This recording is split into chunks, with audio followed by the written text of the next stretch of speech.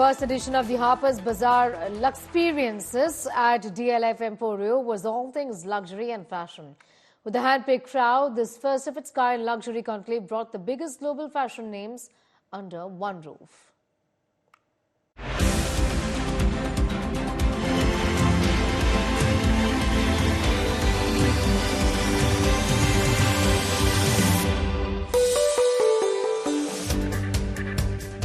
A weekend of glam, luxury and fashion.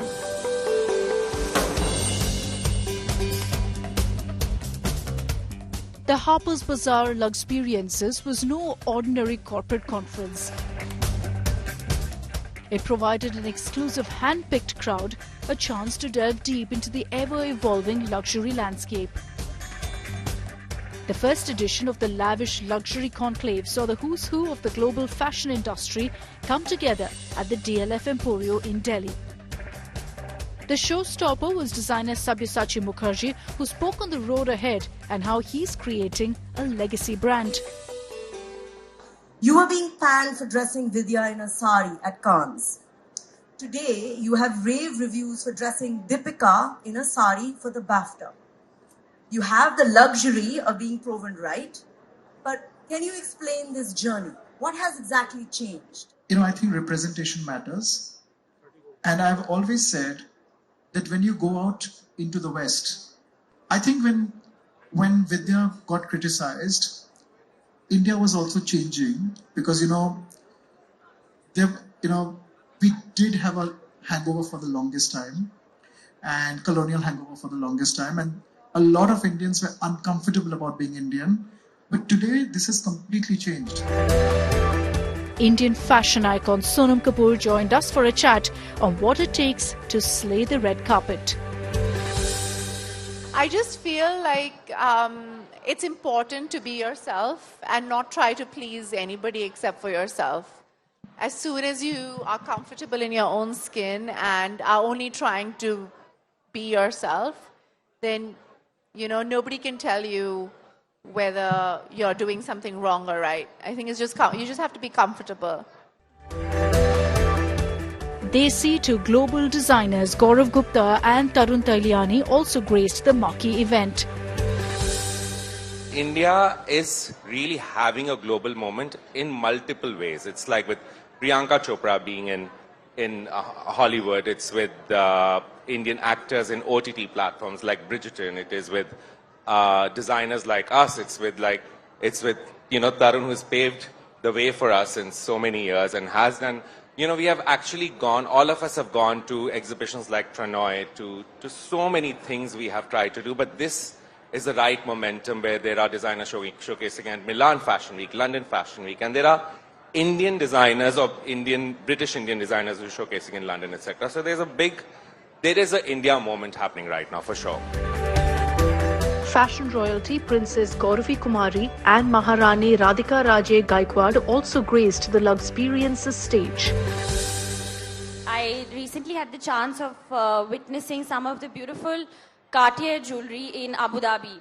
And I had actually worn some of that jewelry for the cover shoot that we did for the month of February. For the Harper's Bazaar. And I can't tell you because I wore some of that jewelry for the shoot back in August, and this time when we actually saw it displayed in the museum at the Abu Dhabi Louvre, I think it was more than just fascination. The brands that we know as of today, when you talk of Louis Vuitton, you talk of Ferragamo or all or Cartier, these important brands were associated with our families not because they were brands. They stood for quality. Kim St. Clair Bowden of Hearst also spoke in length on the art of luxury publishing. Absolutely, there is a place for luxury in print. Harper's Bazaar is a coffee table book. It's a tactile thing. You look at it, juxtapose all the beautiful ads.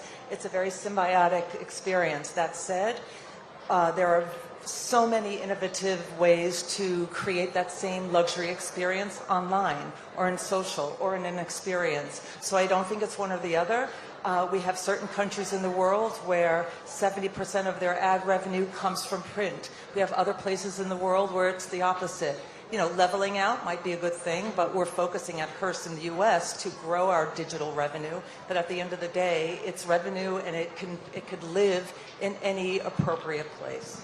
It's a very interesting period for, every field, but fashion as well. I mean, most of you would have seen the viral or digital moment of where at a fashion show, Bella Hadid had a dress printed on her in 3D, right? So where does that take the hand craftsmanship? Where does it take tailors? Where does it take designers?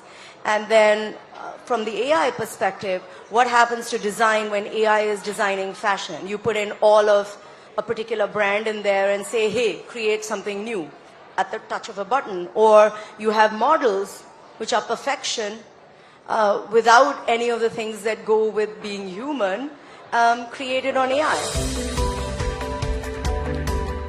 To accompany the great conversations was the great food, courtesy the Indian accent.